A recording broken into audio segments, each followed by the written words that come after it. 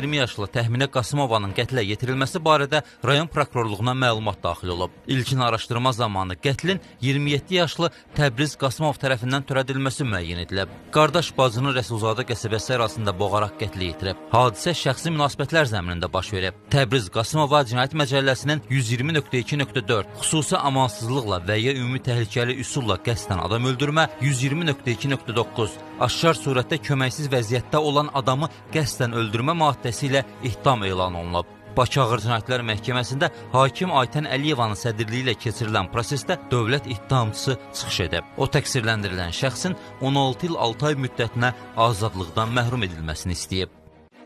Cinayət Məcəlləsi 56.1.3 maddəsinə əsasən ondan təyin ediləcək cəzasını Təbriz Qasımov ciddi rejimli cəzaçəkmə müəssisəsində çəkməli, cəzaçəkməsinin əvvəli tutulduğu gündən, yəni 1 iyul 2024-cü tarixdən hesablamalıdır.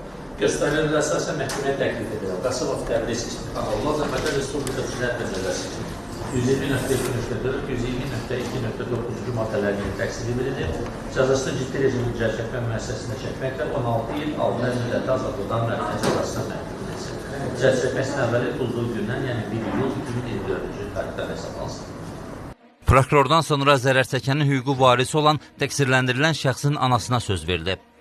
Sizə çıxış etmədiniz, var bölgəyiz. Ne diyeyim, danıştıyla ben oğlum. Sınıf yerim bile. Tamamen yoktu. Yok, ölen de ben öldürdüğüm de ben. Oğlum bana başlıyor. Əyləşin. Müdafiəçi durum. Yəni, vətən müharibəsi iştirakçısı olmasını, heç bir şikayətinin olmamasını müstəsna hal kimi nəzərə alaraq təqsirləndirilən Təbriz Qasımov barəsində Azərbaycan Respublikası Cinayət Məcəlləsinin 62-ci maddəsini tətbiq etməklə qanunda itham olduğu maddənin səksəsində müəyyən olmuş normadan daha aşağı həddə cəza təyin edilir. Sizə son söz verir. Məhkəmə müşavirəsi. Müşavirədən qayıdan məhkəmə kollegiyası hökmü elan edib.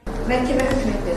Qasımov Təbriz İstixanoğlu Azərbaycan Respublikası Cinayət Məcəlləsinin 120.2.4 və 120.2.9-cu maddələrə nəzərə cinayət əməli törətməkdə təqsir edilsin.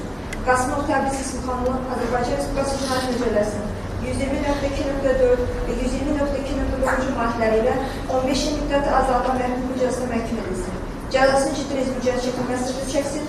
Cəzaçəkmə müddətinin başlanğıcı 1 il 2024-cü tarixdən hesablansın. Qasımov Təbriz İstixanoğlu barəsində seçilmiş həbs qəti imkan tədbiri hökm qanunu qüvvəyə dəyişdirilməsin.